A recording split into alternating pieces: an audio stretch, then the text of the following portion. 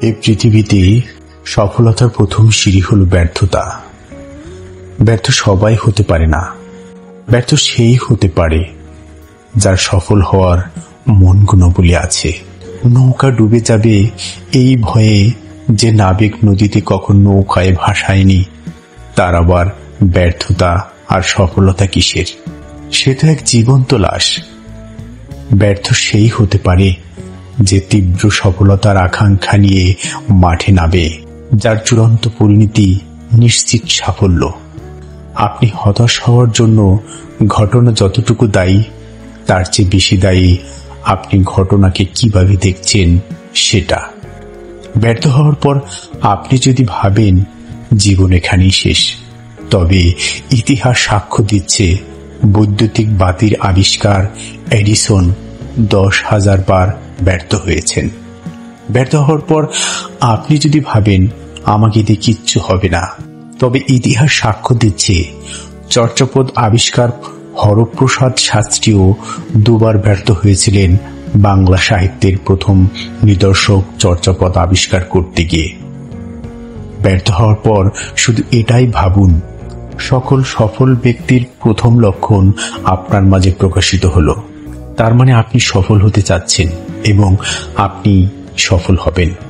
হে বিজয় বীর, আমি সত্যজিৎ বলছি, আপনি ইতিহাসের শ্রেষ্ঠ নির্মাতা। যেখানে মেডিকেলের নিত্য মৃত্যুর আত্মচিৎকার উঠে, চৌরাস্তার মোড়ে গাড়ি চাপা পড়ে মারা যায় পথিক, যেখানে ব্যর্থ প্রেমিক বিষপানে আত্মহত্যা করে, সেখানে বেঁচে থাকাটাই অনেকটাই সৌভাগ্যের এবং আপনি সেই সৌভাগ্যবান ব্যক্তি। এবার একটু হাসুন। হাসি পৃথিবীর একমাত্র ভাষা যেটি সবাই বুঝে। নিউজিল্যান্ড থেকে কানাডা, নেপাল থেকে সেনেগাল, সব দেশেরই লোক এই বিষয়টি বুঝতে পারে। হাসি মুখে কখনো রাগা যায় না, হাসি মুখে কাউকে আঘাত দেয়া যায় না।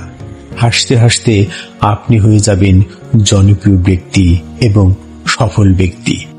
সফলতা জ্যোতিষীর গণনা করা কোনো ভবিষ্যৎবাণী নয়। সফলতা হলো আপনার অসীম ক্ষমতা ব্যবহারের ফলাফল। মানুষ তাই হয়েছে যা সে হতে চেয়েছে। মানুষ তাই করেনি যা কেউ কখনো ভাবেনি আগে। আজ থেকে কয়েকশো বছর আগেও মানুষ ভাবেনি মুহূর্তের মধ্যেই কেউ কয়েকশো মাইল উড়ে উড়ে পাড়ি দিতে পারবে কয়েকটি দেশ। অথচ মানুষই সেটা সম্ভব করেছে বিমান আবিষ্কার করে। আর আপনিও তো মানুষ। আপনি যখন দুপথ পাড়ি দিয়েই ক্লান্ত হয়ে যান, তখন ইতিহাস সাক্ষ্য দিচ্ছে যে কেউ কেউ নিজের পায়ে ভর করে এভারেস্ট জয় করেছে। এক সূর্যেই সবার সকাল হয়, এক আকাশের নিচেই সবার আশ্রয়। অথচ কেউ কেউ শুধু নোবেল পদগুলো বানিয়ে যায়, আবার কেউ কেউ বিজয় করে সেই নোবেল পুরস্কারে ভূষিত হয়। আপনি কি নোবেল পদক নির্মাণ শ্রমিক হবেন, নাকি নোবেল পদকে ভূষিত বিজয়ী বীর হবেন, সেই সিদ্ধান্ত আপনার নিজের। যে লোকটির রক্তগাম হয়ে ঝরছে ইটের গাঁথনিতে একটি বিল্ডিং তৈরি করতে, সেই বিল্ডিংটি তৈরি হওয়ার পর তার আর সেখানে প্রবেশের কোনো অধিকারী থাকে না।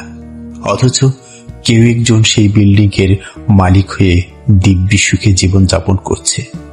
যে লোকটি ছাপাখানায় প্রতিদিন 100 বই ছাপায়, সেই লোকটির বই পড়ার কোনো সুযোগই নেই। অথচ কেউ একজন সেই বই পড়ে জজ, ম্যাজিস্ট্রেট, এসপি কিংবা সচিব হয়ে যায়। জীবনটা চ্যালেঞ্জের। ব্যর্থতা আপনার পথের কাঁটা নয়, বরং আপনার সফলতার একটি শিক্ষণীয় রাস্তা। শান্ত সমুদ্রে কখনো দক্ষ নাবিক হওয়া যায় না। মনে রাখবেন, পৃথিবীতে কোনো বিজয়ীর জন্ম হয়নি, জন্মের পরই কেউ বিজয়ী হয়েছে, স্বপ্ন, পরিশ্রম আর সিদ্ধান্তের কারণে। আমি আবার দৃঢ় কণ্ঠে উচ্চারণ করছি, সফলতার ভাগ্য হাতের রেখায় নয়, হাতের মুঠোয়।